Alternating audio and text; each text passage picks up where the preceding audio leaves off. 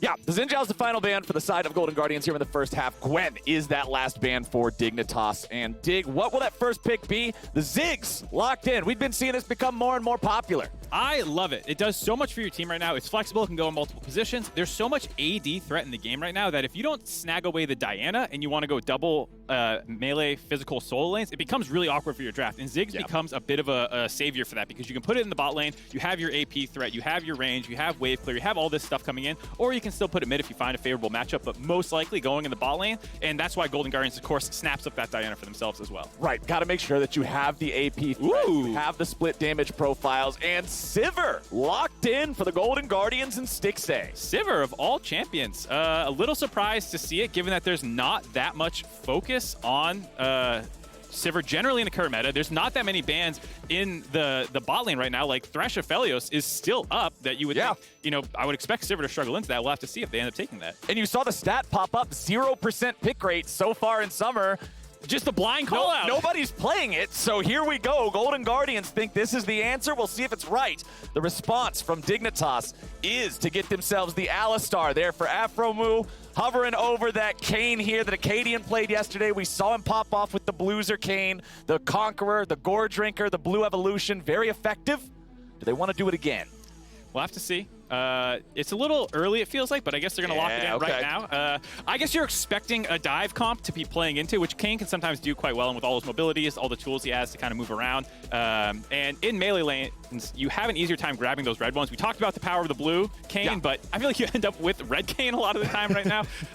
And the Sivir definitely telegraphs to me, like, this is a comp that's going to go in. They're probably not going to be kiting us, especially when combo with the Diana already. Okay, this must be a bot lane that they had a lot of experience with. Yeah, this is not what I was expecting. Yuumi having 1% more pick rate than Sivir so far at a grand total of 1. So both of these champions very, very far removed from the meta right now, but that's what Golden Guardians are running in the bottom lane. So I have felt like I've seen a little bit of Yuumi bubbling up beneath the surface a little bit recently, so I don't think it's totally unbelievable, and it is something that has a deal of uninteractivity to it, I guess you would say, where you kind of just wave clear, you sit back, and then you don't actually skirmish or anything. You're at best a poke lane where you're just trying to wave clear, ignore it, and this should hopefully let the Diana focus on top side, and then in the late game, you're more utility. I can see a world where this works really well. Makes me wonder what else, like, is there something else that they're pairing with it? There's a really specific hyper carry, juice this guy up, because that's what this is kind of telegraphing to me that's coming in either the mid or the top lane. Well, we'll get to see that here in a couple more bans. Right now, that second ban phase has already started up. Golden Guardians getting rid of Lee Sin, while Dignitas ban out the Sylas. This pick gets drafted so often when you already have Alistar, because Alistar's ult is such high value for Sylas to steal. I like the fact that Dignitas is denying that. Golden Guardians will round out their final ban here with the Tristana being banned away. One more from Dig. What's it going to be? We'll have to see. The Sylas ban, like you're saying, you can do things so, like, you can pick double blind strong lanes into what Sylas would be. You know, that way you can, Golden Guardians can't counterpick it at last pick, but that feels like it's pigeonholing your selection quite a bit. So just ban it out here so you don't need to worry about that. Mundo as well. Not too much of a surprise. Mundo did get hit a little bit on this patch. I think his priorities dropped for some teams, but he's still really annoying in the current meta if you find the right time for him, because he gets so beefy that you can kind of just ignore all the kind of bursty champs in the meta, and then you just tank through the rest of the team fight. Right. Plus, it's easy to shrug off some of the poke, too. Get yourself a Warmogs or something, or sometimes you don't even need it. Just the normal passive regeneration of the champion can make that poke feel less effective. Tahm Kench! All right, Golden Guardians. For Golden Guardians. And they have Yuumi. They have Yuumi, so this is not going to be a support Tahm Kench. No, I think someone tried. Was it Huhi yesterday tried the support Tahm Kench? Yeah, and it was really, really bad. It looked weird. I mean, the Tahm Kench rework, if you haven't seen it, is largely focused on more solo lane play. They took the W, put it on his R, took the W, or his R, put it on his W, and it's much more of like a Rek'Sai kind of tunnel in now. It's much more focused on combat power versus just saving someone's ass. So that's why you don't see in support quite as much now. And I mean, Golden Guardians are flexing champion pools. They're like, we have all this stuff we've cooked up. Yeah. We're busting it out against Dignitas. Well, Dignitas will lock in Gnar there for the top lane, so FakeGod will take that into the Tahm Kench.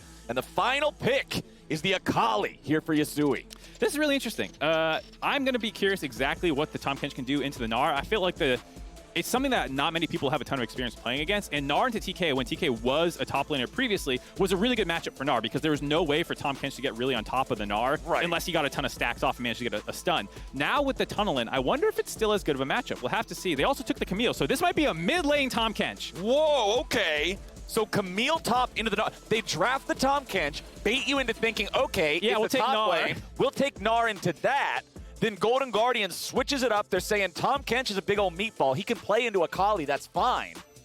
Very, very interesting stuff. And I will say, too, you have the tools to help the Tahm Kench. I feel like if I was picking Tahm Kench solo lane, my concern would be it's a little hard to pilot him in team fights. Yeah. If your W has a channel time, they can move out of the way of it. It's pretty telegraphed. Slap Yuumi on him. Yeah, slap a Yuumi on him, slap a Sivir on him. Suddenly you can't get away from the catfish. This is a very interesting composition from Golden Guardians. I'm just wondering if this is going to be Juggernaut Kench going in with Sivir and Yuumi next to him to become this bat out of hell catfish that you can't get away from 10,000 miles per hour. Because if he gets ahead, we know that he can stat check a champion like Akali very easily if she falls behind. Kind of like that Mundo thing we're talking about where you're a big meatball in the current meta. There's not that much DPS. Sometimes you can just outscale the pace of the game just through raw stats and item build. The nerfs, or the changes, I should say, that came into Tahm Kench to make him a little less naturally tanky. But, I mean, you're going to be getting a lot more gold than you're used to seeing a Tahm Kench get here. So we'll have to track his item build, see what people are playing. I'm going to go run over and check that on Lolesports anyways right now. Okay, check that out. Also worth pointing out to people who were not aware, remember that since we are on 11-14, that means that Akali got nerfed as well. Damage hits on the ultimate, both parts of it, as well as the inability to cast 5-point strike during the Shuriken flip now, so taking out just some of what made that champion feel so fluid and so clean all the time makes it take a little bit longer to get all that burst on the table. But here we go. The Kench is off the bench for Dignitas versus Golden Guardians. And I gotta say, man, this is my first cast of the LCS.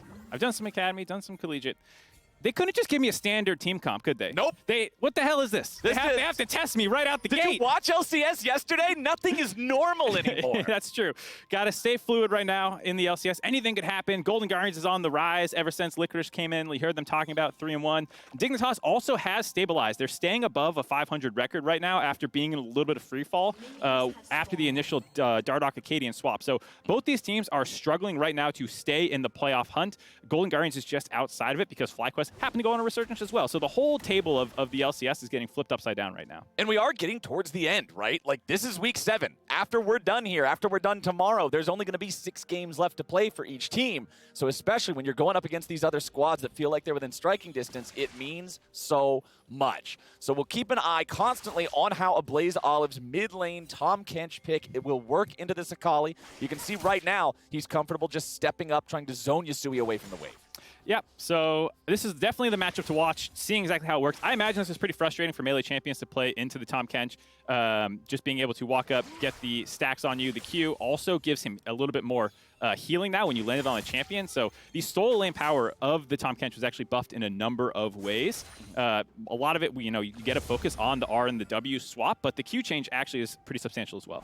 And as we're looking at our junglers clear from the bottom side to the top side, both, a reminder, our free pro view matchup for this game is that jungle duel between Akaadian and Iconic here on the Kayn, on the Diana. Yesterday we got to see Akaadian pop off on the Kayn pick. Maybe he can do it here again today, but he will have to take down Iconic to make it happen. AblazeOlive with that priority there in mid lane, taking the opportunity to just walk up into that top side river, ward the pixel brush, and be ready if Dignitas are going to try anything cheeky early. Yeah, of course, the Tahm Kench with the mid lane priority. Oh, yeah, it's just play. Basic League of Legends, Mark. Yeah. I mean, like, Akali usually struggles pre-level 3 no matter what matchup she's in.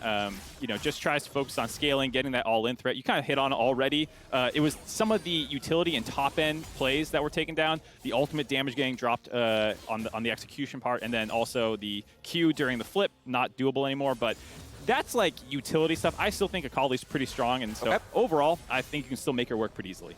And also, she's got just so much playmaking ability in a team fight if piloted correctly, right? So that's what I'm going to be wanting to see from Yusui, is the ability to pilot that in a way that he can still find those kills here in the team fights. Akaadian will be first one to this topside Scuttle Crab, and considering that he and Iconic were both starting on the same end of the jungle, it means we are going to have some crab-based PvP here, Mark, as Akaadian walks back away. Stixxay now getting jumped on as Aphromoo and Neo are ready to take this fight all the way. The minefield is down. Stixxay's in a lot of trouble with the damage continuing to pour through. He's shielded up a little bit. Aphromoo needs just one more hit to take him down. Stixxay runs, but it will not matter, and it's first blood over to Aphromoo. The nice all-in play there by Dignitas. They kind of baited Golden Guardians in to stay in that fight. You had Stixxay walk up to be able to get the exhaust onto Neo, and that's one of the problems that the Yuumi can sometimes pose is you need to get off your AD carry in order to get in range, whereas normally a support has an easier time walking up. If one support's going to go all in like this, and you're playing a typical support, you go on to the other carry and you cut him off. So both supports are kind of sitting on top of the carries. You can't do that as Yuumi, so Stixxay had to walk forward there to get the summoner spells onto Neo there, and that kind of put him in a bad spot. Then Aphro, nice job chasing him down, finishing off the kill. Chime there, popped off. He did get the shield. He played it pretty much as well as you could, but the fact that it was clean engaged by Aphro was just too much. Right. Dignitas had the punish. They made it happen. They earned the first blood for it. And now Golden Guardians will have to deal with that here in this bottom lane. They do have a farm advantage, so it's not like Stixxay is just completely reeling after that. They're still in an okay spot otherwise.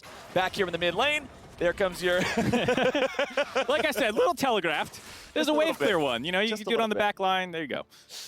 It didn't work out the way that he wanted it to, but it's still all right here for AblazeOlive in the mid lane. Does have a 10 farm advantage over his opponent with more minions left to farm too, so that can only get stronger from here.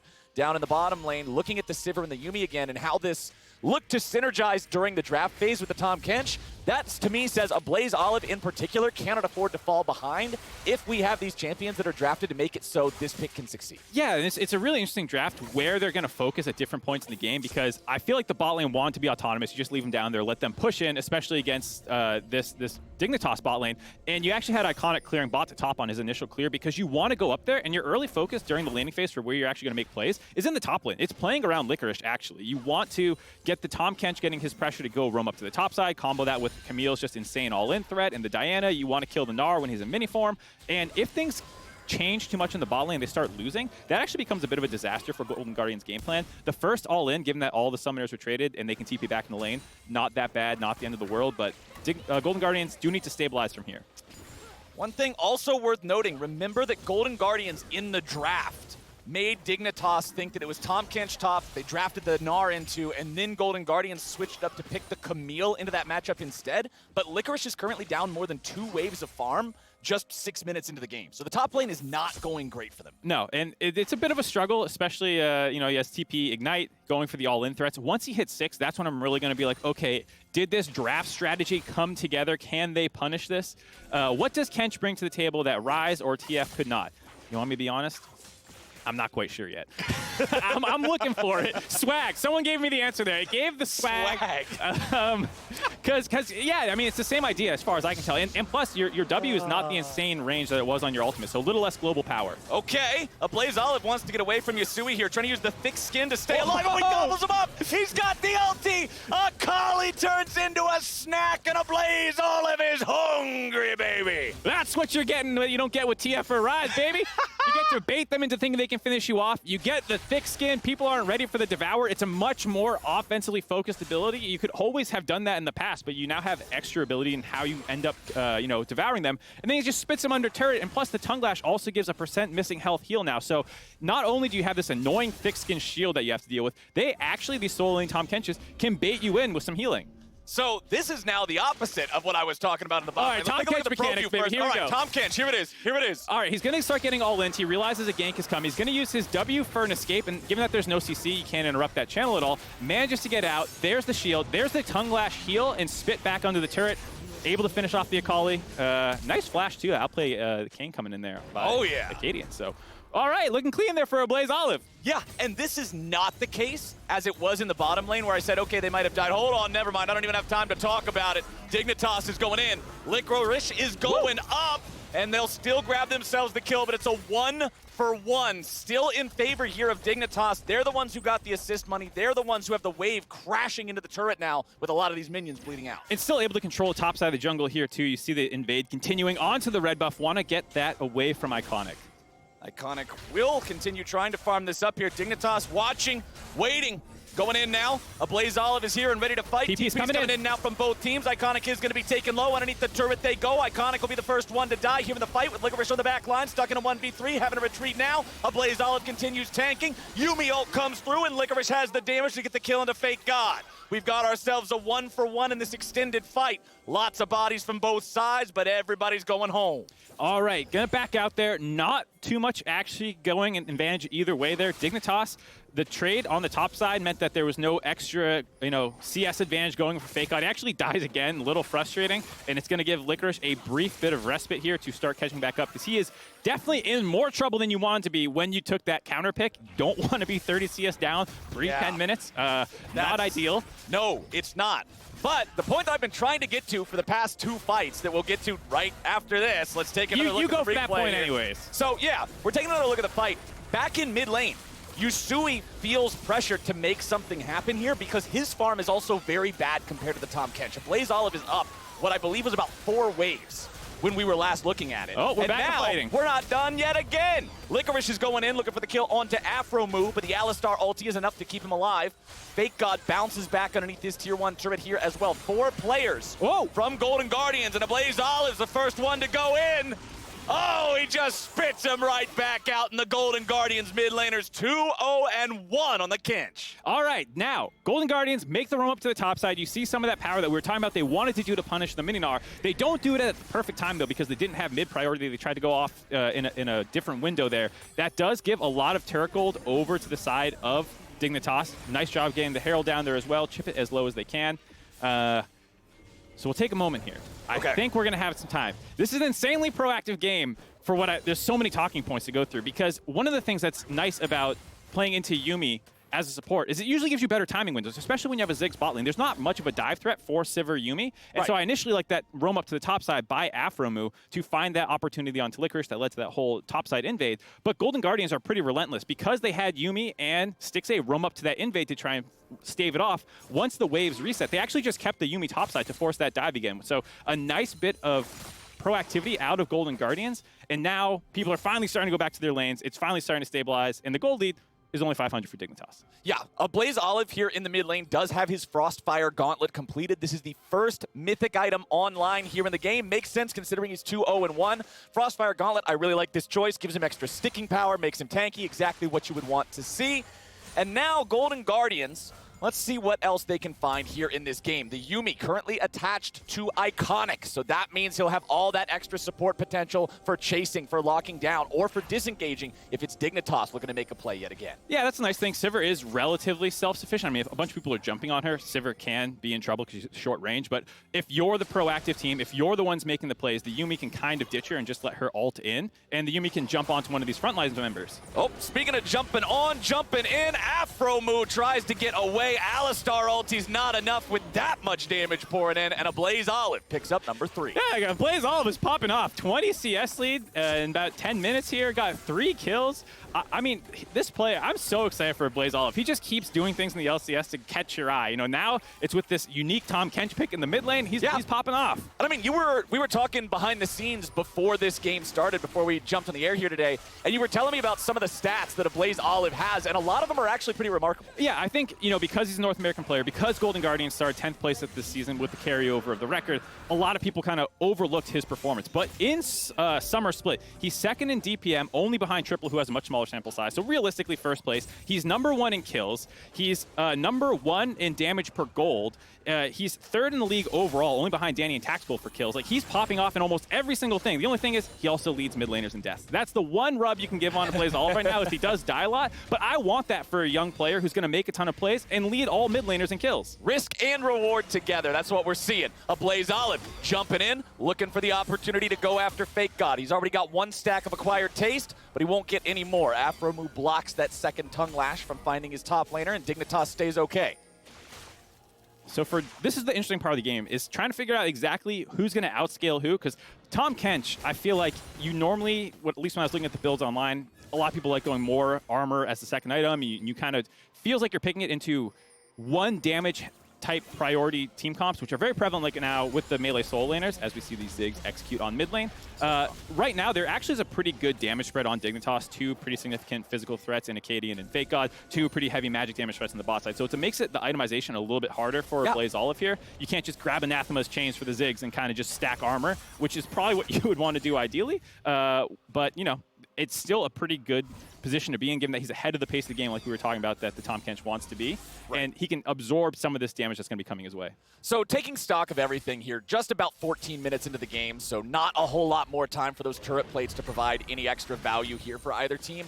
We have both of the early Drakes going over to the Golden Guardians, so a good job from them stacking up those early objectives.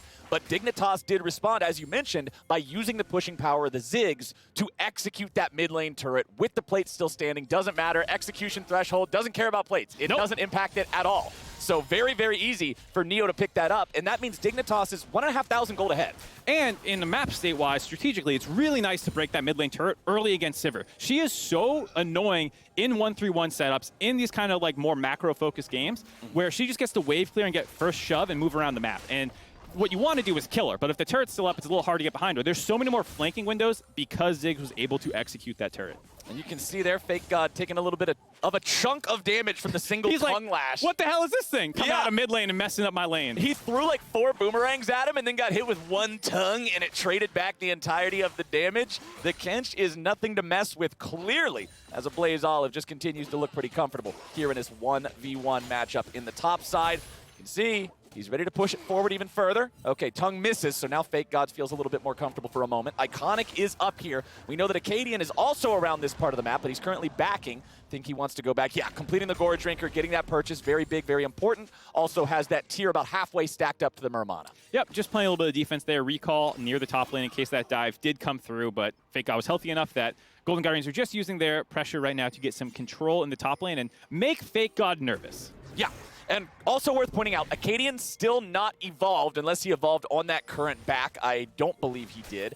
But it is 15 minutes into the game. So for the side of Dignitas, they really do want to see him getting enough orbs to get whatever form he's going to get here very soon, because taking an unevolved Kayn into a 20-minute 5v5 team fight does not feel good. No, but at the same time, at least he's actually topping the table in gold. A little surprising given that he only has 1 kill, but with the Rift Herald that he was able to grab around the mid lane, actually able to have a nice buy already, like you said, with the Mythic and the tier and the extra longswords coming in, that though he doesn't have the evolve yet, I don't believe, at least he is item-wise keeping up. Because that's one of the problems with Kayn is you actually have 2 scaling ways, I guess 3 if you count levels, but you also want to be getting orbs.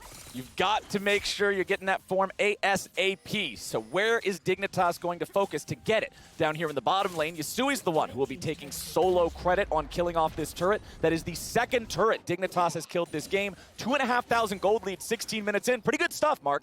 Yeah, not bad for Dignitas. I was a little scared after watching the mid lane stuff that was going on, but Yusui's largely recovered, largely caught up in gold. He's in an okay spot and, you know, has his item completed. So when these fights start happening, the big thing is that the Akali can actually have threat onto the Sivir, and she's not just going to get exhausted and instantly ignored while the rest of his team dies around him. 30 seconds until that 3rd Drake of the game spawns. It is a Cloud Soul this time around, so those often do find themselves falling a little lower on the priority list, even if you've got the first 2. Golden Guardians, however, already have the manpower in this bottom side river. They are set up. Iconic, again, with Chime attached to him, is sitting in this pixel brush just waiting to see if somebody's going to make the mistake.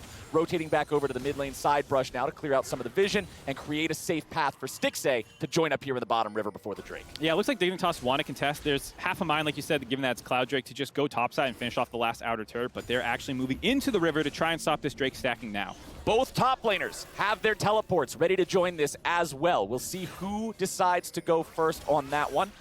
Iconic trying to throw out a couple of Qs just to poke at these guys here. AblazeOlive grouping up with the other 3 men on Golden Guardians. Ziggs poke not finding a lot of success here so far.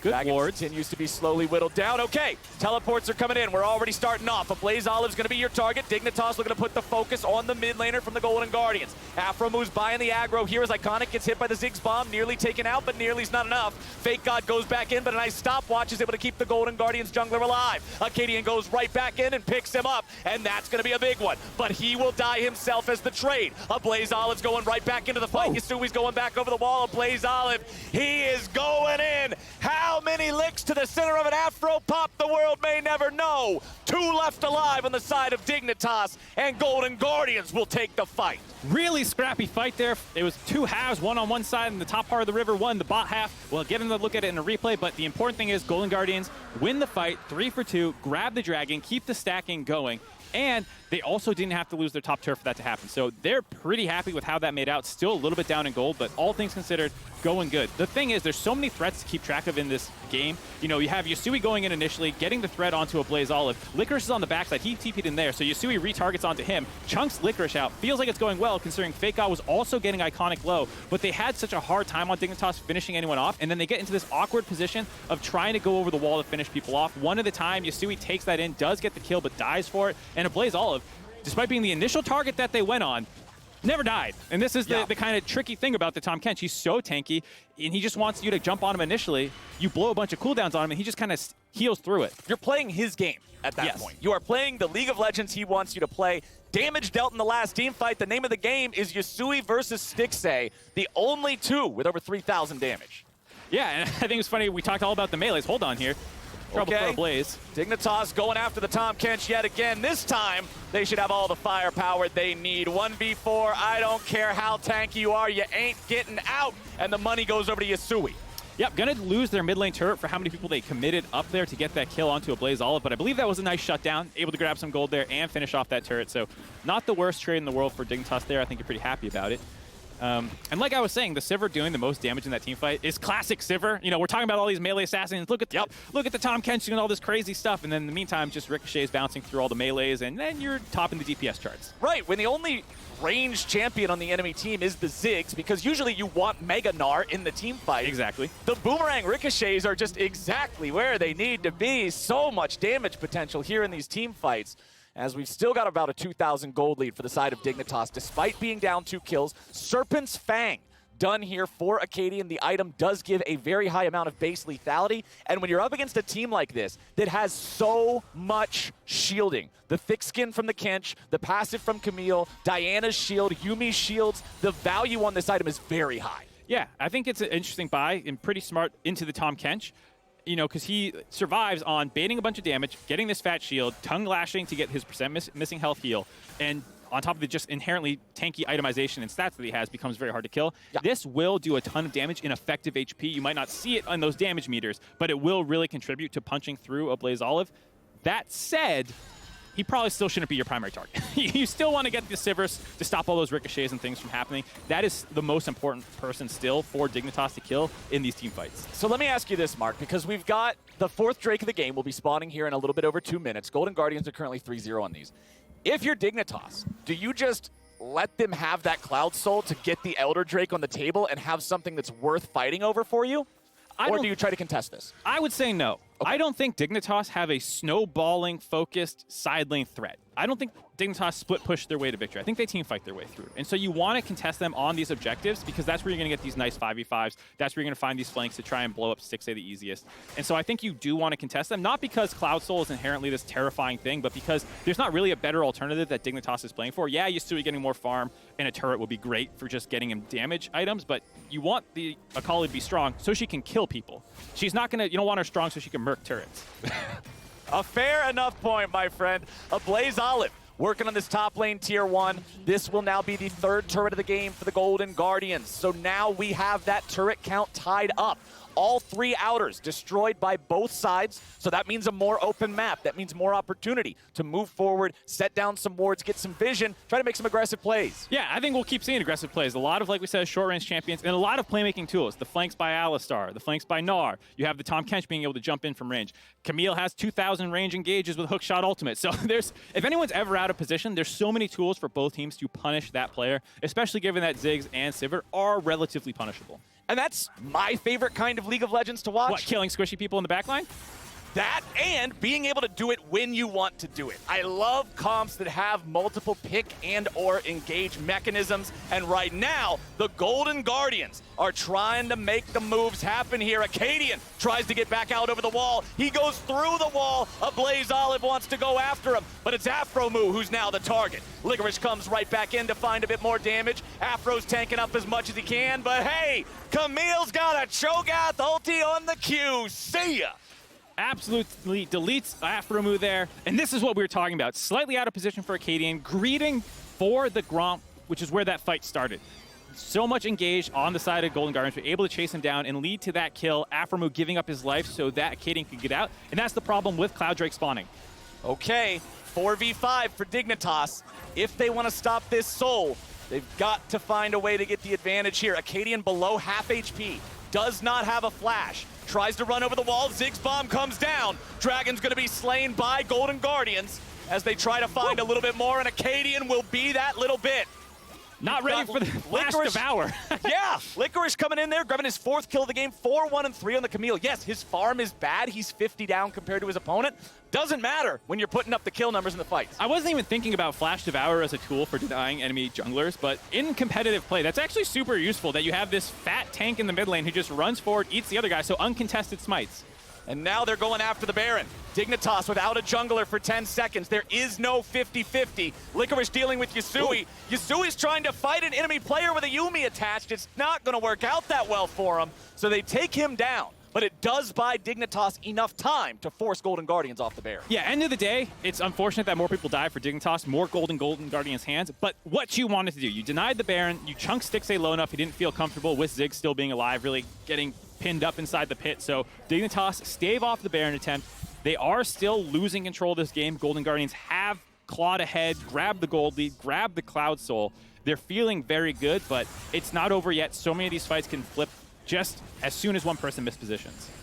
And now Dignitas, it feels like things are getting scarier and scarier for them because Golden Guardians are finding these picks, because Golden Guardians are the ones finding the opportunities. So despite the fact that the game is very close, it feels very Golden Guardians favored right now with them now securing the Soul, feeling like they're in the driver's seat like this. Yeah, and a lot of the important people are getting the gold. I mean, it's hard to find someone who doesn't want gold on their side, but quietly, Licorice has become 5-1-3 on the Camille after a pretty rough early game. His CS is still a little bit low, but he's at least gotten to 2 items, and we're talking about these different win cons for the teams. Yeah. Camille is a champion that will murk your turrets if you let her Cho'Gath Q it. And she's got the Ravenous Hydra as that second item that you mentioned, meaning that split push is incredibly fast now. The side lane pressure from Licorice will be immense. Golden Guardians continue to pressure the mid lane with AblazeOlive having that Yuumi attached to him. This is what we were talking about in the draft. Put Yuumi on Kench, you make up for the weakness of his immobility, and he feels so sturdy in that lane. Yeah, you just rotate Stixxay up to the top side to join in on Licorice's push to try and finish this turret off. Enough of a resistance there by Dignitas to keep that one alive, but it'll drop soon enough. And in the meantime, that Tahm Kench Yuumi combo is just keeping the pressure up in the mid lane. The one thing Dignitas is doing during all this is keeping Yusui split to get the gold on his hands. Yep, they've got Akali in that bottom lane, looking to take out that tier 2, while the pressure is on their own tier 2s in mid and top. It looks like Yusui should be able to get this one down here in bottom. You can see that in the picture-in-picture. It's gone. They will lose their own tier 2 in the top lane as the trade, and AblazeOlive is not quite able to take down that one in mid. Nope, not able to finish that one off. A turret trade indeed. Dignitas happy to, keep the gold lead about the same. Had gotten to around 1,000 for Golden Guardians. Now it's back to even. It'll ebb and flow around this number a little bit. And you just want to keep it close for Dignitas. You don't want to lose total control of the map because at some point, Elder Drake will be spawning or Golden Guardians will use this topside control if they had to fall back and threaten Baron. Okay, Akaadian's running into what could be a dangerous spot here. Trying to get back away as AblazeOlive continues the chase. Akaadian could be locked down. The root comes through. The Yuumi ult's doing his job. Licorice is able to intercept FakeGod off to the side as Akaadian looks to continue getting away, and Aphromoo may just have to die for his sins. Licorice trying to aggro drop, but the man's going to be shut down. Golden Guardians are looking to make the play, but it's Dignitas here with the turnaround. Ziggs ulti finds Iconic, who goes in for a big 4-man ulti to turn around the turnaround. Aphromoo will die now. FakeGod's on the run, but Iconic will drop to Yusui. AblazeOlive continues to apply the pressure. It is 2 dead on the side of the Golden Guardians and only 1 for Dig.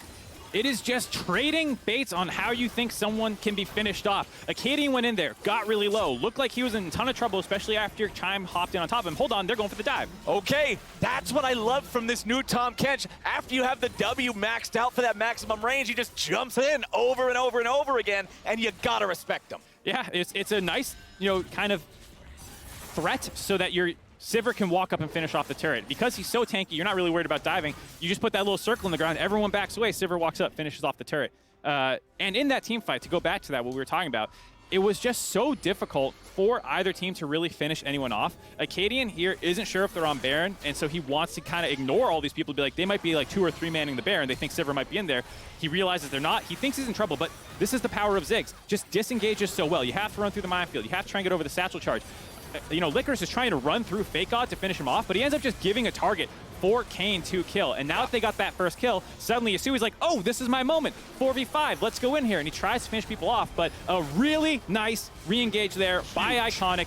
4-man damage, ends up dying for it, but you could argue saved the team fight quite a bit. It allowed them to finish off Aphromoo. Yusui got out of there, but you can see how difficult it is to actually finish anyone off here when they decide to try and save them. Tricky stuff. Akaadian losing some HP here at the start as Aphromoo wants to engage on Stixxay, but he's not able to find it. Now he's going to be the target yet again. Yusui coming around from the side. Licorice tries to zone away too, but FakeGod's made his way into the back, and Stixxay is now going to be jumped on. Here comes your Ziggs ult to do a little bit of damage to the Golden Guardians, but it's Dignitas who are truly in danger. The cat will make Akali fall down dead. Beautifully done from Chime to guarantee the kill on that one. Golden Guardians team fighting, outplaying, and picking up 2 for none. All right, 2 for 0. They're onto the Baron. Akaadian is still alive, but it's going to be very difficult for him to do anything about this Baron buff. Dropping the TP, coming back in for AblazeOlive. He's just going to mark Akaadian probably and make sure he can't get into this pit. Akaadian wants to work his way around the side here using the power of the E, but here's Licorice. He's ready to go. His job is to keep the enemy jungler out, and he will take him down. AblazeOlive getting the kill credit.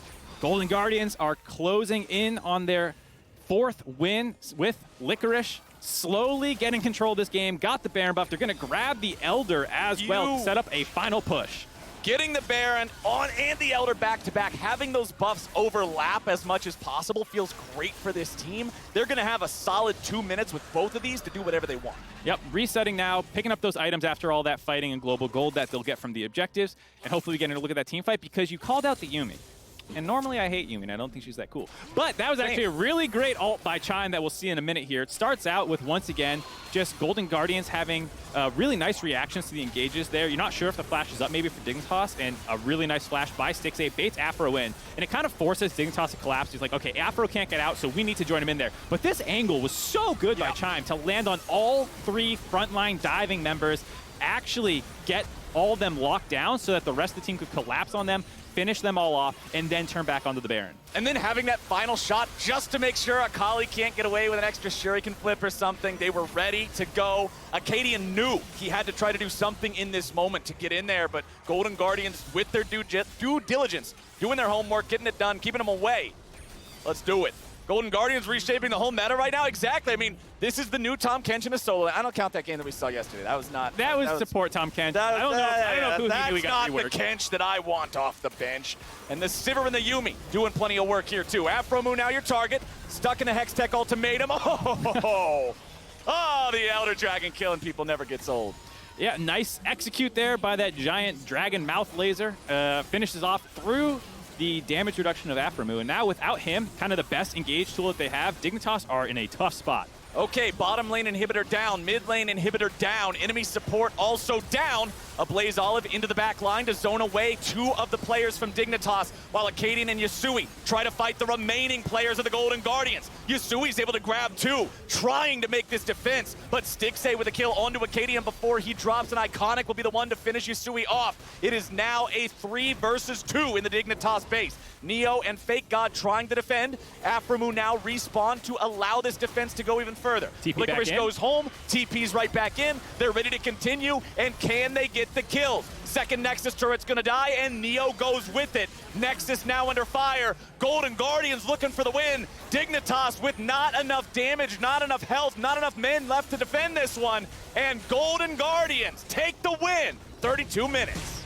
Golden Guardians with the weirdest comp you'll see this weekend take the win. That feels like a dare. It was a very strange draft, but it all worked together so well. The global mobility, the front-to-back team fighting, all the tools to kind of accelerate the Tahm Kench and get him in there to help out, the Yuumi, the Sivir, it worked so well together. Yeah, AblazeOlive popping off. You were singing this guy's praises, and hey, with that Tahm Kench, he makes it happen, right? Like, that was good stuff coming out of this squad with this draft, with these picks we weren't expecting. A lot of fun to see. Yeah, I love that game. For my first cast, I couldn't have asked for a better game. It was high action, cool stuff happening in the meta, good team fighting. What more could I want? Yeah, I was about to say, how'd your first LCS cast ever feel? But you've already described it for me. Awesome stuff. And you know what? We still got another one here to do today. Oh, hell yeah! Markz D Fan Club! Let's go! Let's go! Hi, everybody. I appreciate the support. Now get back to the desk. Focus on your post-game segment. Remember, we might love League of Legends, but there's nothing more important than family. Oh, get out of here. The Fast and Furious memes. Oh, that was a great game. Great ending to it. I appreciate the support. Oh, hell yeah. But we got to focus on the teams, man. Yeah. That's what this is all about. Golden Guardians rallying, trying their best to make playoffs. I am loving the surge of life that we are seeing out of teams like Golden Guardians and FlyQuest over the past week and a half. I want to see it continue. It's a lot of fun. We're going to a break right now, but after that, AblazeOlive will be joining the State Farm analyst